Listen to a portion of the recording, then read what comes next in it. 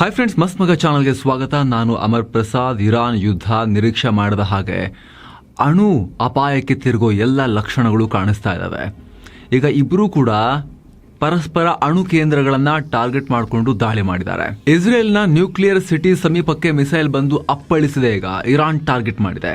One day before ಅಷ್ಟೇ, ಅಂದ್ರೆ ಒಂದಿನದ ಹಿಂದಷ್ಟೇ ಅಮೆರಿಕ ಇರಾನ್ನ ನತಾನ್ಸ್ ಅಣು ಕೇಂದ್ರದ ಮೇಲೆ ದೊಡ್ಡ ಏರ್ ಸ್ಟ್ರೈಕ್ ಮಾಡಿತ್ತು. 14 ಟನ್ ತೂಕದ ರಾಶಿ ರಾಶಿ ಬಂಕರ್ ಬಸ್ಟರ್ ಬಾಂಬ್ಗಳನ್ನು ಹಾಕಿತ್ತು. ಈಗ ಇರಾನ್ ಪ್ರತಿಕಾರಕ್ಕೆ ನಿಂತುಕೊಂಡಿದೆ. ಇಸ್ರೇಲ್ನ ಅಣು ಕೇಂದ್ರಗಳನ್ನು ಗುರಿಯಾಗಿಸಿ ದೊಡ್ಡ ದಾಳಿ ಮಾಡಿದೆ. ಅರಾದ್ ಮತ್ತು ಡಿಮೋನಾ ನಗರಗಳ ಮೇಲೆ ಮಿಸೈಲ್ ಅಪ್ಪಳಿಸಿವೆ. ಅದೃಷ್ಟವಶಾತ್ ಈ ಮಿಸೈಲ್ ಅಣು ಕೇಂದ್ರದ ಮೇಲೆ ಬಿದ್ದಿಲ್ಲ, ಆದರೆ ನಗರಗಳ ಮೇಲೆ ಬಿದ್ದು ಭಾರಿ ಡ್ಯಾಮೇಜಸ್ ಆಗಿದೆ. ಇಸ್ರೇಲ್ಗೆ ಅದನ್ನು ಬ್ಲಾಕ್ ಮಾಡೋಕ್ಕೆ ಆಗಿಲ್ಲ. ಮಿಸೈಲ್ ಅನ್ನ ಅವರ ಡೋಮ್ಗಳನ್ನು, ಐರನ್ ಡೋಮ್ ಅನ್ನು ಬಳಸಿ ತಡಲಿಕ್ಕೆ ಆಗಲಿಲ್ಲ. ಮಿಸೈಲ್ ಹೋಗಿ ಅಪ್ಪಳಿಸಿದೆ. ಮಿಸೈಲ್ ಈ ನ್ಯೂಕ್ಲಿಯರ್ ಸಿಟಿಗೆ ಯಾವ ಮಟ್ಟಿಗೆ ಅಂದರೆ, ಇದು ಯುದ್ಧ ಶುರುವಾದ ಮೇಲೆ ಇಸ್ರೇಲ್ಗೆ ಆಗಿರೋ ಅತಿ ದೊಡ್ಡ ಹಾನಿ ಇಲ್ಲಿ ತನಕದ್ದು. ಈ ಒಂದೇ ಒಂದು ದಾಳಿಯಲ್ಲಿ ಕನಿಷ್ಠ 100 ಜನ ಗಂಭೀರವಾಗಿ ಇಸ್ರೇಲ್ನಲ್ಲಿ ಗಾಯಗೊಂಡಿದ್ದಾರೆ. ಅನೇಕ ಜನ ಅದರಲ್ಲಿ ಪ್ರಾಣ ಕಳ್ಕೊಳ್ಳೋ ಆತಂಕ ಇದೆ. ಈ ಬಗ್ಗೆ ಇಸ್ರೇಲ್ ಸೇನೆಯೇ ಮಾಹಿತಿ ಕೊಟ್ಟಿದೆ. ಬರೀ ಇರಾನ್ ಅವರು ಕ್ಲೇಮ್ ಮಾಡ್ಕೊಂಡಿರೋದು ಮಾತ್ರ ಅಲ್ಲ, ಇಸ್ರೇಲ್ ಸೇನೆ ಏನು ಅಫಿಷಿಯಲ್ ಮಾಹಿತಿ ಕೊಟ್ಟಿದೆ ನೋಡಿ, ಹೇಳ್ತಾ ಹೋಗ್ತದೆ. 106 kg ತೂಕದ ಸ್ಫೋಟಕ ಹೊಂದಿದ ಮಿಸೈಲ್ ಮನೆಗಳ ಮೇಲೆ ಒಂದು ಬಿತ್ತು. ಅನೇಕ ಕಟ್ಟಡಗಳು ಧ್ವಂಸವಾಗಿವೆ. ಆ ಮಿಸೈಲನ್ನು ನಾವು ಬರ್ಬೇಕಾದ್ರೆ ಗುರುತಿಸಿದ್ವಿ, ಆದರೆ ಅದನ್ನು ತಡೆಯೋಕೆ ಆಗಿಲ್ಲ. ಆದರೆ ಇದು ಯಾವುದೇ ಹೊಸ ರೀತಿಯ ಮಿಸೈಲ್ ಅಂತ ನಮಗೆ ಅನಿಸ್ತಾ ಇಲ್ಲ. ಈ ಕ್ಯಾಟಗರಿ ಮಿಸೈಲ್ಗಳನ್ನು ಮುಂಚೆ ಕೂಡ ಬಂದಿದ್ವು, ನಾವು ಅದನ್ನು ಹೊಡೆದು ಹಾಕಿದ್ವಿ. ಆದರೆ ಈ ಸಲ ಹೊಡೆಯೋಕೆ ಆಗಲಿಲ್ಲ ಅಂತ ಇಸ್ರೇಲ್ ಸೇನೆ ಅಧಿಕೃತವಾಗಿ ಹೇಳಿದೆ. ಇದು ಈಗ ಇಸ್ರೇಲ್ ಒಳಗಡೆ ಕೋಲಾಹಲಕ್ಕೆ ಕಾರಣ ಆಗಿದೆ. ಯಾಕಂದರೆ ದಾಳಿಗೊಳಗಾಗಿರೋ ಡಿಮೋನಾ ನಗರದಲ್ಲಿ ಇಸ್ರೇಲ್ನ ಪ್ರಮುಖ ನ್ಯೂಕ್ಲಿಯರ್ ಸೆಂಟರ್ ಇದೆ. ಇದನ್ನು ಗುರಿಯಾಗಿಸಿಕೊಂಡು ಇರಾನ್ ದಾಳಿ ಮಾಡಿರೋದು ಇಲ್ಲಿ ಸ್ಪಷ್ಟ. ಇದನ್ನು ಇರಾನ್ ಟಿವಿ ಕೂಡ ಕನ್ಫರ್ಮ್ ಮಾಡಿದೆ.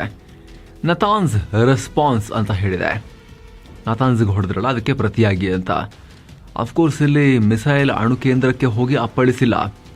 ಒಂದು ಮಿಸೈಲ್ ಟಾರ್ಗೆಟ್ ಫೇಲ್ ಆಗಿರಬೇಕು, ಪಕ್ಕದಲ್ಲಿ ಹೋಗಿ ಬಿದ್ದಿರಬೇಕು ಸ್ವಲ್ಪ ದೂರದಲ್ಲಿ, ಅಥವಾ ಇರಾನ್ ಇಸ್ರೇಲ್ಗೆ ವಾರ್ನಿಂಗ್ ಕೊಡೋ ಥರ ಮನಸ್ಸು ಮಾಡಿದ್ರೆ ಹೊಡಿಬಹುದು, ನಿಮ್ಮ ಅಣು ಕೇಂದ್ರ ಕೂಡ ನಮ್ಮ ರೀಚ್ನಲ್ಲೇ ಇದೆ ಅಂತ ಹೇಳೋಕೆ ಈ ರೀತಿ ಮಾಡಿರ್ಬೋದು. ಅಥವಾ ಅಣು ಕೇಂದ್ರವನ್ನು ಡೈರೆಕ್ಟಾಗಿ ಟಚ್ ಮಾಡಿದ್ರೆ ಇಸ್ರೇಲ್ ಅಣ್ವಸ್ತ್ರವನ್ನು ತೆಗೆದೇ ಬಿಡುತ್ತೆ ಅನ್ನೋ ಭಯದಲ್ಲೂ ಕೂಡ ಇರಾನ್ ಒಂಥರ ವಾರ್ನಿಂಗ್ ಶಾಟ್ ತರ ಫೈರ್ ಮಾಡಿರ್ಬೋದು. ಆದ್ರೆ ಇಲ್ಲಿರುವಂತ ಪ್ರಶ್ನೆ, ಇಸ್ರೇಲ್ನ ಐರನ್ ಡೋಮಿಗೆ ಏನಾಯ್ತು? ಇಸ್ರೇಲ್ನ ಈ ಮಿಸೈಲ್ ಡಿಫೆನ್ಸ್ ಸಿಸ್ಟಮ್ ಸಿಕ್ಕಾಪಟ್ಟೆ ಅಡ್ವಾನ್ಸ್ಡ್ ಆ್ಯಂಡ್ ಪವರ್ಫುಲ್ ಅಂತ ಚರ್ಚೆ ಆಗುತ್ತೆ. ಅದಕ್ಕೆ ಏನಾಯ್ತು? ಎಲ್ಲ ಕಡೆ ತಡಿತೀವಿ, ಆದರೆ ನ್ಯೂಕ್ಲಿಯರ್ ಪ್ಲಾಂಟ್ ಇರೋ ಕಡೆ, ಅಣು ಘಟಕ ಇರೋ ಕಡೆನೆ ಭದ್ರತೆ ಕಮ್ಮಿ ಇತ್ತ? ಹಾಗಾದ್ರೆ ಇಲ್ಲೇ ತಡಿಲಿಕ್ಕೆ ಆಗ್ಲಿಲ್ವ ನಿಮಗೆ? ಯಾಕೆ ಅದನ್ನ ಹೊಡಿಲಿಲ್ಲ ಅನ್ನೋ ಪ್ರಶ್ನೆ ಈಗ ಕೇಳಲಾಗ್ತಿದೆ. ಹೀಗಾಗಿನೇ ಇಸ್ರೇಲ್ ವಾಯುಪಡೆ ಮತ್ತು ಹೋಮ್ ಫ್ರಂಟ್ ಕಮಾಂಡ್ ಇದರ ಬಗ್ಗೆ ತನಿಖೆ ಶುರು ಮಾಡಿದ್ದಾರೆ. ಈ ದಾಳಿ ಬಗ್ಗೆ ಇಂಟರ್ನ್ಯಾಷನಲ್ ಅಟಾಮಿಕ್ ಎನರ್ಜಿ ಏಜೆನ್ಸಿ ಅಥವಾ IAEA ಕೂಡ ಮಾಹಿತಿ ಕೊಟ್ಟಿದೆ. ದಾಳಿ ಆಗಿದೆ, ಆದರೆ ಇಸ್ರೇಲ್ನ ನ್ಯೂಕ್ಲಿಯರ್ ಘಟಕಕ್ಕೆ ಪೆಟ್ಟು ಬಿದ್ದಿಲ್ಲ, ಅಲ್ಲಿ ರೇಡಿಯೇಷನ್ ಲೀಕ್ ಆಗಿಲ್ಲ ಅಂತ ಹೇಳಿದೆ. ಇತ್ತ ಇಸ್ರೇಲ್ ಪ್ರಧಾನಿ ಬೆಂಜಮಿನ್ ನೆತನ್ಯಾಹು ಇದು ನಮಗೆ ತುಂಬಾ ಕಷ್ಟದ ರಾತ್ರಿ ಅನ್ನೋ ಹೇಳಿಕೆಯನ್ನ ಕೊಟ್ಟಿದ್ದಾರೆ. ಜೊತೆಗೆ ಈಗ ನಮ್ಮ ಶತ್ರುಗಳ ಮೇಲೆ ನಾವು ಎಲ್ಲಾ ಕಡೆಯಿಂದಲೂ ಕಠಿಣ ದಾಳಿ ಮುಂದುವರಿಸ್ತೀವಿ ಅನ್ನೋ ವಾರ್ನಿಂಗ್ ಕೊಟ್ಟಿದ್ದಾರೆ. ಸೊ ದೊಡ್ಡ ಪೆಟ್ಟನ್ನು ತಿಂದಿರೋ ಇಸ್ರೇಲ್ ಈಗ ಇನ್ನಷ್ಟು ಹುಚ್ಚೆದ್ದು ಇರಾನ್ನ ಸರ್ವ ದಿಕ್ಕುಗಳಿಂದಲೂ ನುಗ್ಗಿ ಹೊರಬರೋ ಲಕ್ಷಣಗಳು ಕಾಣಿಸ್ತಾ ಇದ್ದಾವೆ. ಇರಾನ್ ಮೇಲೆ ಇನ್ನೂ ಇದುವರೆಗೂ ಕಂಡು ಕೇಳರಿಯದ ಭೀಕರ ದಾಳಿಗಳು ಶುರುವಾಗುವ ಈಗ ಸಾಧ್ಯತೆಯ ಬಗ್ಗೆ ಆತಂಕಕಾರಿ ಚರ್ಚೆಗಳು ಶುರುವಾಗಿವೆ. ಇದಕ್ಕೆ ಪೂರಕವಾಗಿ ಟ್ರಂಪ್ ಕೂಡ ಇರಾನ್ಗೆ ಭಾರಿ ವಾರ್ನಿಂಗ್ ಕೊಟ್ಟಿದ್ದಾರೆ. ನೆಕ್ಸ್ಟ್ 48 hours ಒಳಗಡೆ ಹಾರ್ಮುಜ್ ಜಲಸಂಧಿ ಓಪನ್ ಮಾಡಲಿಲ್ಲ ಅಂದ್ರೆ ನಿಮ್ಮನ್ನು ಬಿಡಲ್ಲ ಅಂತ ಹೇಳಿ ಡೆಡ್ ಲೈನ್ ಕೊಟ್ಟಿದ್ದಾರೆ, ಅಲ್ಟಿಮೇಟಮ್ ಕೊಟ್ಟಿದ್ದಾರೆ. 48 ಗಂಟೆ ಓಪನ್ ಮಾಡಬೇಕು, ಇಲ್ಲ ಅಂದ್ರೆ ನಾವು ನಿಮ್ಮ ದೇಶದ ಪವರ್ ಪ್ಲಾಂಟ್ಗಳ ಮೇಲೆ ಡೈರೆಕ್ಟ್ ಆಗಿ ಹೊಡಿತೀವಿ ಅಂತ ಘೋಷಿಸಿದ್ದಾರೆ. ಓಪನ್ ಮಾಡಬೇಕು, ಅಲ್ಲಿ ಯಾವುದೇ ಬೆದರಿಕೆ ಇಲ್ಲದೆ ಹಡಗುಗಳ ಮುಕ್ತ ಸಂಚಾರಕ್ಕೆ ಅವಕಾಶ ಕೊಡಬೇಕು. ಒಂದು ವೇಳೆ ನಾವು ಹೇಳಿದ ಟೈಮ್ ಒಳಗಡೆ ಇರಾನ್ ಕೆಲಸ ಮಾಡಲಿಲ್ಲ ಅಂದರೆ ಪರಿಣಾಮ ಗಂಭೀರವಾಗಿರುತ್ತೆ. ಅಮೆರಿಕದ ಸೇನೆ ಇರಾನ್ನ ಪವರ್ ಪ್ಲಾಂಟ್ಗಳ ಮೇಲೆ ಸಂಪೂರ್ಣವಾಗಿ ನುಗ್ಗಿ ನಾಶ ಮಾಡಿಬಿಡುತ್ತೆ. ಈ ದಾಳಿ ಮಾಡುವಾಗ ನಾವು ಮೊದಲು ಇರಾನ್ನ ಅತಿ ದೊಡ್ಡ ಪವರ್ ಪ್ಲಾಂಟ್ ಮೇಲೇನೆ ಸ್ಫೋಟಕಗಳನ್ನು ಸುರಿತೀವಿ, ಆಮೇಲೆ ಒಂದೊಂದಾಗಿ ಬೇರೆ ಪ್ಲಾಂಟ್ಗಳನ್ನು ಧ್ವಂಸ ಮಾಡ್ತಾ ಹೋಗ್ತೀವಿ ಅಂತ ಟ್ರಂಪ್ ಲಿಸ್ಟ್ ಅನ್ನ ಕೂಡ ಕೊಟ್ಟಿದ್ದಾರೆ. ಹಂಗೇನಾದ್ರೂ ಪವರ್ ಪ್ಲಾಂಟ್ ಎಲ್ಲವನ್ನ ಹೊಡೆದು ಬಿಟ್ರೆ ಇರಾನ್ ಕಂಪ್ಲೀಟ್ ಆಗಿ ಕತ್ತಲಲ್ಲಿ ಮುಳುಗಬೇಕಾಗತ್ತೆ. ಇಡೀ ದೇಶ ಬೆಳಕೆ ಇಲ್ಲದೆ ಕರಾಳ ರಾತ್ರಿಗಳನ್ನ ನೋಡ್ಬೇಕಾಗತ್ತೆ. ಇಷ್ಟು ಮಾತ್ರ ಅಲ್ಲ, ಇರಾನ್ಗೆ ಈಗ ಅಮೆರಿಕ ಭಯಾನಕ ದಿಗ್ಬಂಧನಗಳನ್ನ ಕೂಡ ಹಾಕ್ತಾ ಇದೆ. ಈಗ ಆಲ್ರೆಡಿ ಇರಾನ್ ಸುತ್ತ 50,000 ಅಮೆರಿಕನ್ ಸೈನಿಕರಿದ್ದಾರೆ. 2 ವಿಮಾನ ವಾಹಕ ಯುದ್ಧ ನೌಕೆಗಳಿವೆ. ಮೂರನೇ ಯುದ್ಧ ನೌಕೆ USS ಟ್ರಿಪೋಲಿ ಕೂಡ ಸಾವಿರಾರು ಸೈನಿಕರನ್ನ ಹೊತ್ತು ಅಲ್ಲಿಗೆ ಹೋಗ್ತಾ ಇದೆ. ಇದರ ನಡುವೆ ಈಗ USS ಬಾಕ್ಸರ್ ಅನ್ನೋ ಯುದ್ಧ ನೌಕೆ ಕೂಡ ಮಿಡಲ್ ಈಸ್ಟ್ ಕಡೆಗೆ ಪ್ರಯಾಣ ಶುರು ಮಾಡಿದೆ. ಇದರ ಜೊತೆಗೆ ಇನ್ನೂ 2 ಶಿಪ್ಗಳಲ್ಲಿ ಸುಮಾರು 2,500ಕ್ಕೂ ಅಧಿಕ ಮರೈನ್ ಕಮಾಂಡೋಸ್ ತಮ್ಮ ಬೇಸ್ ಕ್ಯಾಂಪ್ ಸ್ಯಾಂಡಿಯಾಗೋದಿಂದ ಹೊರಟಿದ್ದಾರೆ. ಹಾಗೆ ನೋಡಿದ್ರೆ ಇವರು 3 ವಾರ ಬಿಟ್ಟು ಹೋಗಬೇಕಾಗಿತ್ತು. ಆದರೆ ಯುದ್ಧದ ಟೆನ್ಷನ್ ಜಾಸ್ತಿ ಆಗ್ತಿರೋದ್ರಿಂದ ಎಮರ್ಜೆನ್ಸಿಯಾಗಿ ಬೇಗ ಕಳಿಸ್ತಾ ಇದ್ದಾರೆ. ಸದ್ಯಕ್ಕೆ ಸೈನಿಕರನ್ನ ನೇರವಾಗಿ ಇರಾನ್ ಒಳಗಡೆ ನುಗ್ಗಿಸೋ ಯಾವುದೇ ನಿರ್ಧಾರವನ್ನು ಟ್ರಂಪ್ ಮಾಡಿಲ್ಲ. ಆದರೆ ಮುಂದಿನ ದಿನಗಳಲ್ಲಿ ಇರಾನ್ ವಿರುದ್ಧ ಗ್ರೌಂಡ್ ಆಪರೇಷನ್ ಮಾಡಬೇಕಾಗ ಬಂದರೆ ಸೈನಿಕರ ಕೊರತೆ ಆಗಬಾರದು ಅಂತ ಫುಲ್ ಫೋರ್ಸ್ ನಮ್ದಿರಬೇಕು ಅಂತ ಹೇಳಿ ಅಮೆರಿಕದ ಅಧಿಕಾರಿಗಳು ಹೇಳಿದ್ದಾರೆ. ಇನ್ನೊಂದು ಕಡೆ ಹಾರ್ಮುಜ್ ಜಲಸಂಧಿ ಅದರ ಬಳಿ ಇರಾನ್ನ ರೆವಲ್ಯೂಷನರಿ ಗಾರ್ಡ್ಸ್ ಬಳಸ್ತಾ ಇರೋ ಡ್ರೋನ್ ಮತ್ತು ಅಟ್ಯಾಕ್ ಬೋಟ್ಗಳನ್ನು ಹೊಡೆದುರುಳಿಸೋಕೆ ಅಮೆರಿಕ ಭಾರೀ ಕಾರ್ಯಾಚರಣೆಯನ್ನ ಶುರು ಮಾಡಿದೆ. ಇದಕ್ಕಾಗಿ ತನ್ನ A-10 ವಾಚ್ ಹಾಗ್ ಯುದ್ಧ ವಿಮಾನಗಳು ಹಾಗೂ ಅಪಾಚೆ ಹೆಲಿಕಾಪ್ಟರ್ಗಳನ್ನ ಅಮೆರಿಕ ಯೂಸ್ ಮಾಡ್ತಾ ಇದೆ. ಇನ್ನು ಇರಾನ್ನ ದಾಳಿಗಳು ತೀವ್ರವಾಗ್ತಿದ್ದ ಹಾಗೆ ಇಸ್ರೇಲ್ ಕೂಡ ಇರಾನ್ ಮೇಲೆ ರೇಡ್ ಮಾಡಿದೆ. ಡಜನ್ ಗಟ್ಟಲೆ ಶಸ್ತ್ರಾಸ್ತ್ರ ಮತ್ತು ಮಿಸೈಲ್ ಸ್ಟೋರೇಜ್ ಫೆಸಿಲಿಟೀಸ್ ಮೇಲೆ ಸ್ಫೋಟಕಗಳನ್ನ ಹಾಕಿದೆ. ಇರಾನ್ನ ಮಿಸೈಲ್ ಲಾಂಚರ್ಗಳು, ಅತ್ಯಾಧುನಿಕ ಏರ್ ಡಿಫೆನ್ಸ್ ಸಿಸ್ಟಮ್ಗಳು ಎಲ್ಲವನ್ನ ಧ್ವಂಸ ಮಾಡಲಾಗಿದೆ ಅಂತ ಇಸ್ರೇಲ್ ಹೇಳಿದೆ. ಇಸ್ರೇಲ್ನ ಆರ್ಭಟಕ್ಕೆ ರಾತ್ರಿಯಿಡೀ ಭಯದ ವಾತಾವರಣ ಇತ್ತು. ಎಲ್ಲೆಲ್ಲೂ ಭಾರಿ ಶಬ್ದ ಕೇಳಿಬಂತು. ಅತ್ಯಂತ ಕೆಟ್ಟ ರಾತ್ರಿಯನ್ನು ನಾವು ನೋಡಬೇಕಾಯಿತು ಅಂತ ಇರಾನ್ ಜನ ಹೇಳ್ಕೊಂಡಿದ್ದಾರೆ. ಇತ್ತ ಈ ಯುದ್ಧ ಇನ್ನು ಹಲವು ವಾರಗಳ ಕಾಲ ನಡೆಯಬಹುದು ಅಂತ ಇಸ್ರೇಲ್ ಸೇನಾ ಮುಖ್ಯಸ್ಥರು ಹೇಳಿದ್ದಾರೆ. ಈ ಬಗ್ಗೆ ಮಾತನಾಡಿರೋ ಇಸ್ರೇಲ್ ಸೇನೆಯ chief of staff lieutenant general Eyal Zamir, ನಾವು ಈ ಯುದ್ಧ ಕೇವಲ ಅರ್ಧ ದಾರಿಯಲ್ಲಿದ್ದೀವಿ. ನಮ್ಮ ಗುರಿ ಇನ್ನೂ ಕ್ಲಿಯರ್ ಆಗಿದೆ. ಕೇವಲ 1 ವಾರದಲ್ಲಿ ನಮಗೆ ಪಾಸ್ ಓವರ್ ಅಂದರೆ ಫೆಸ್ಟಿವಲ್ ಆಫ್ ಫ್ರೀಡಮ್ ಹಬ್ಬ ಬರ್ತಾ ಇದೆ. ಆ ಹಬ್ಬದ ಟೈಮ್ನಲ್ಲೂ ಕೂಡ ನಾವು ನಮ್ಮ ಸ್ವಾತಂತ್ರ್ಯಕ್ಕಾಗಿ ಹೋರಾಟವನ್ನು ಮುಂದುವರಿಸ್ತೀವಿ.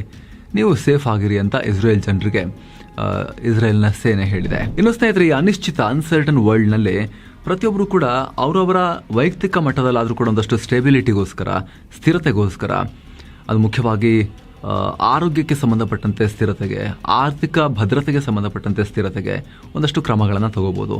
ಅದರಲ್ಲಿ ಮುಖ್ಯವಾಗಿ health insurance and term insurance. Health insurance ಮಾಡಿಸಿದಾಗ ಅಟ್ಲೀಸ್ಟ್ ಆರೋಗ್ಯದ ಗ್ಯಾರಂಟಿ ಇರುತ್ತೆ. ಉತ್ತಮ ಗುಣಮಟ್ಟದ ಹಾಸ್ಪಿಟಲ್ಸಲ್ಲಿ, ಟಾಪ್ ಡಾಕ್ಟರ್ಸ್ ಹತ್ರ, ಟಾಪ್ ಹಾಸ್ಪಿಟಲ್ಸಲ್ಲಿ ಟಾಪ್ ಲೆವೆಲ್ ಟ್ರೀಟ್ಮೆಂಟನ್ನು ಫ್ರೀಯಾಗಿ ಮಾಡಿಸ್ಕೋಬೋದು. ಇನ್ಶೂರೆನ್ಸ್ ಮೂಲಕ ಅದರ ಬಿಲ್ ಪೇಮೆಂಟ್ ಆಗುತ್ತೆ ಅಂತ ಎಲ್ರಿಗೂ ಗೊತ್ತಿದೆ, ಆದರೆ ತುಂಬ ಜನ ಮಾಡಿಸಿರೋದಿಲ್ಲ. ಹಾಗೆ ಟರ್ಮ್ ಇನ್ಶೂರೆನ್ಸ್ ಮಾಡಿಸಿದಾಗ ಸ್ನೇಹಿತರೆ, ನೀವು 1 ಕೋಟಿಗೆ ಮಾಡಿಸಿರ್ತೀರ, 2 ಕೋಟಿಗೆ ಮಾಡಿಸಿರ್ತೀರ, ವಾಟ್ ಎವರ್ ದ ಅಮೌಂಟ್, ಈಗಂತೂ 400-500 ರೂಪಾಯಿಗೆಲ್ಲ 1 ಕೋಟಿ ರೂಪಾಯಿನ ಟರ್ಮ್ ಇನ್ಶೂರೆನ್ಸ್ ಸಿಗುತ್ತೆ ಯಂಗ್ ಏಜ್ನಲ್ಲಿ ಜಾಯ್ನ್ ಆಗೋರಿಗೆ. ಅವಾಗ ಏನಾಗುತ್ತೆ, ದುಡಿತಾ ಇರೋ ವ್ಯಕ್ತಿಯನ್ನ ಫ್ಯಾಮಿಲಿ ಏನಾದರೂ ಅಕಸ್ಮಾತಾಗಿ ಕಳ್ಕೊಂಡ್ರೆ ದುರದೃಷ್ಟವಶಾತ್, ಅವಾಗ ಆ ಅಮೌಂಟ್ ಲಂಸಮ್ ಆಗಿ 1 ಶಾಟ್ನಲ್ಲಿ ಟ್ಯಾಕ್ಸ್ ಫ್ರೀ ಆಗಿ ಫ್ಯಾಮಿಲಿಗೆ ಸಿಗುತ್ತೆ. ಅವರು ಎಕನಾಮಿಕ್ ಶಾಕ್ ಅನ್ನು ಕೂಡ ಫೇಸ್ ಮಾಡಬೇಕಾಗಿ ಬರೋದಿಲ್ಲ. ಈಗ ಇವೆರಡಕ್ಕೂ ಕೂಡ GSTನೂ 0 ಆಗಿರೋದ್ರಿಂದ, ಜೊತೆಗೆ ಆನ್ಲೈನ್ ಡಿಸ್ಕೌಂಟ್ ಕೂಡ ಈಗ ನಡೀತಿರೋದ್ರಿಂದ ತುಂಬ ಅಟ್ರಾಕ್ಟಿವ್ ಪ್ರೈಸಸ್ನಲ್ಲಿ ಲಾಕ್ ಮಾಡ್ಕೋಬೋದು. ಯಾರಿನ್ನೂ ಮಾಡಿಸಿಲ್ಲ ಅವರು ಡಿಸ್ಕ್ರಿಪ್ಷನ್ ಮತ್ತು ಪಿನ್ ಮಾಡಿರೋ ಕಾಮೆಂಟನ್ನು ಚೆಕ್ ಮಾಡಿ ಹೆಲ್ತ್ ಇನ್ಶೂರೆನ್ಸ್ ಮಾಡಿಸ್ಬೋದು ನಿಮಗೆ ಮತ್ತು ನಿಮ್ಮ ಫ್ಯಾಮಿಲಿಗೆ. ಹಾಗೂ ಟರ್ಮ್ ಇನ್ಶೂರೆನ್ಸ್ ಕೂಡ ಮಾಡಿಸ್ಕೋಬೋದು. ಭಾರತದ ಎಲ್ಲ ಟಾಪ್ ಪ್ಲ್ಯಾನ್ಗಳನ್ನು ಕಂಪೇರ್ ಮಾಡಿ ಬೆಸ್ಟ್ ಯಾವುದು ಸೂಟ್ ಆಗುತ್ತೆ ನಿಮಗೆ ನೋಡಿಕೊಂಡು ನೀವು ಅಪ್ಲೈ ಮಾಡ್ಬೋದು. ಡಿಸ್ಕ್ರಿಪ್ಷನಲ್ಲಿ ಪಿನ್ ಮಾಡಿರೋ ಕಾಮೆಂಟ್ನಲ್ಲಿ ಲಿಂಕ್ ಇದೆ. ಆಸಕ್ತರು ಮಿಸ್ ಇಲ್ಲದೆ ಚೆಕ್ ಮಾಡಿ ಬನ್ನಿ, ಮತ್ತೆ ಕಂಟಿನ್ಯೂ ಮಾಡೋಣ. ಇತ್ತ ಇರಾನ್ ಕೂಡ ವಾರ್ನಿಂಗ್ ಕೊಟ್ಟಿದೆ. ಇರಾನ್ನ ರೆವಲ್ಯೂಷನರಿ ಗಾರ್ಡ್ಸ್ನ ಏರೋಸ್ಪೇಸ್ ಕಮಾಂಡ್ನ ಮುಖ್ಯಸ್ಥ ಬ್ರಿಗೇಡಿಯರ್ ಜನರಲ್ ಮಜೀದ್ ಮೌಸವಿ ಪೋಸ್ಟ್ ಮಾಡಿ ಈಗ ಅಸಲಿ ಯುದ್ಧ ಶುರುವಾಗ್ತಾ ಇದೆ ಅಂತ ಹೇಳಿದ್ದಾರೆ. ಮುಂದಿನ ದಿನಗಳಲ್ಲಿ ನಾವು ಮಾಡೋ ದಾಳಿಗಳು ಹೇಗಿರುತ್ತೆ ಅಂದರೆ ಅದನ್ನು ನೋಡಿ ಅಮೆರಿಕ ಮತ್ತು ಇಸ್ರೇಲ್ನ ಕಮಾಂಡರ್ಗಳೇ ಫುಲ್ ಶಾಕ್ ಆಗ್ತಾರೆ. ಅವರಿಗೆ ಏನು ಮಾಡಬೇಕು, ಹೇಗೆ ಲೆಕ್ಕಾಚಾರ ಹಾಕಬೇಕು ಅಂತಲೇ ಗೊತ್ತಾಗಲ್ಲ.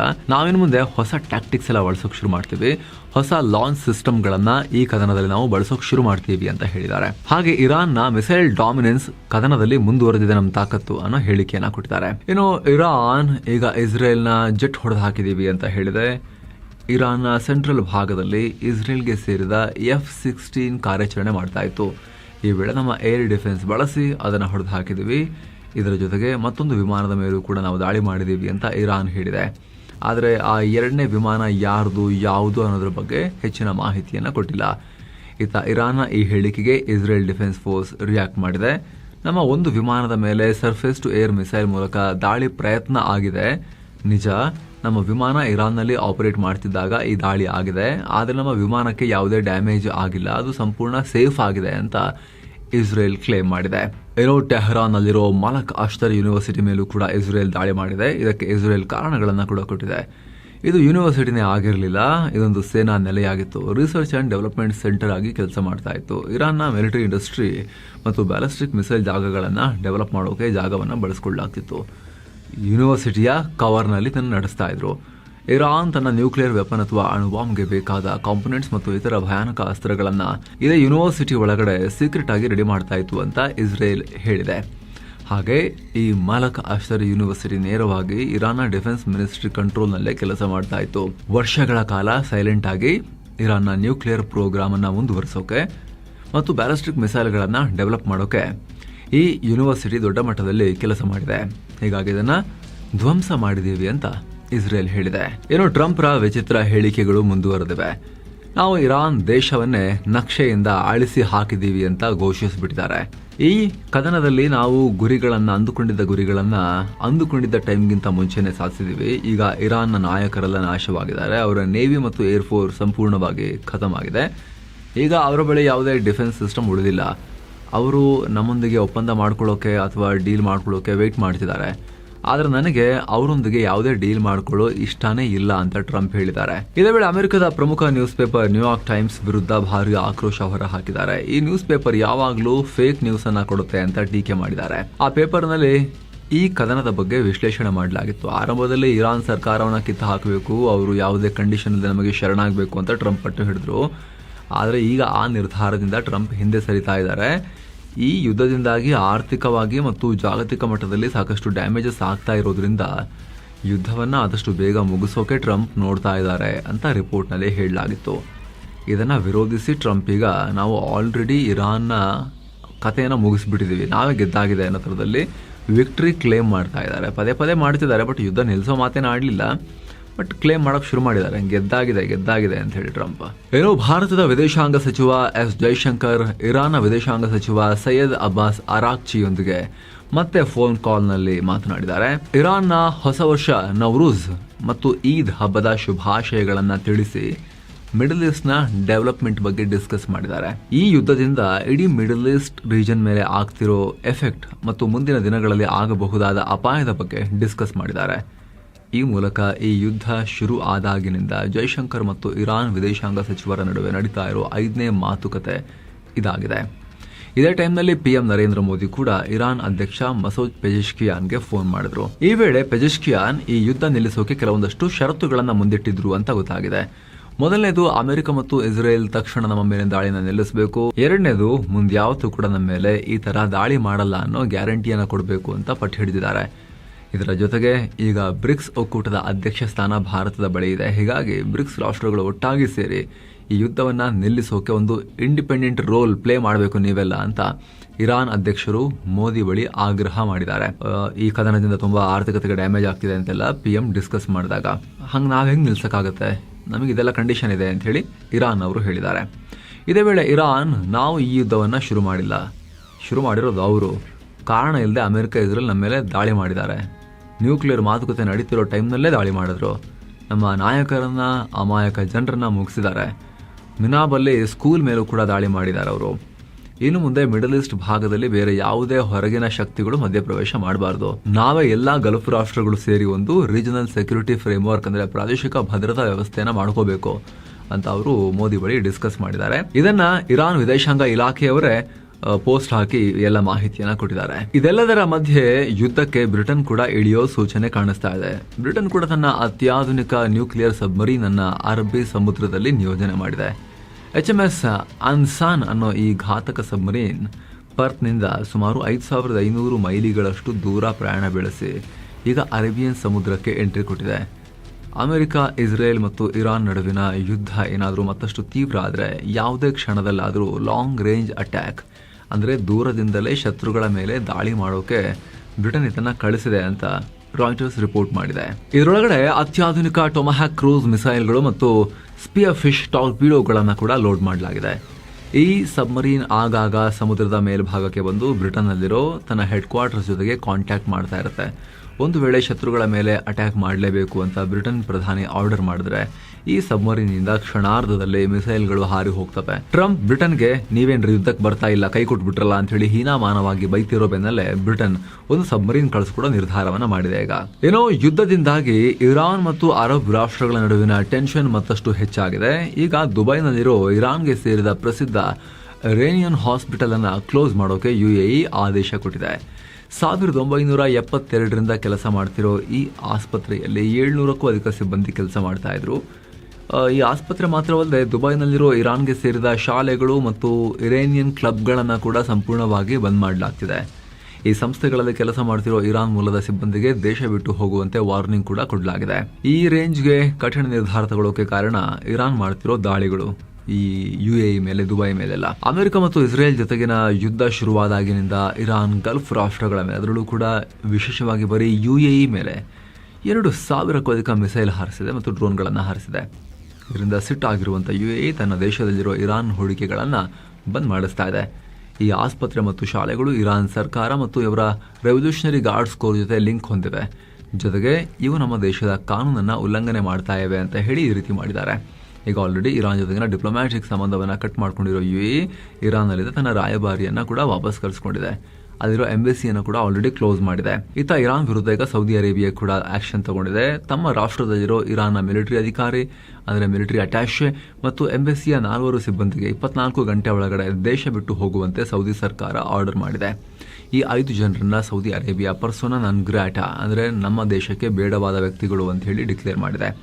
ಸೌದಿ ವಿದೇಶಾಂಗ ಸಚಿವಾಲಯ ಈ ಬಗ್ಗೆ ಅಫಿಷಿಯಲ್ ಆಗಿ ಸ್ಟೇಟ್ಮೆಂಟ್ ರಿಲೀಸ್ ಮಾಡಿದ್ದು, ಇರಾನ್ ಕಡೆಯಿಂದ ನಮ್ಮ ದೇಶದ ಮೇಲೆ ಆಗ್ತಿರೋ ನಿರಂತರ ದಾಳಿಗಳನ್ನು ಖಂಡಿಸಿ ಈ ಕಠಿಣ ನಿರ್ಧಾರ ತಗೊಂಡಿದ್ದೀವಿ ಅಂತ ಹೇಳಿ ಸ್ಪಷ್ಟನೆ ಕೊಟ್ಟಿದ್ದಾರೆ.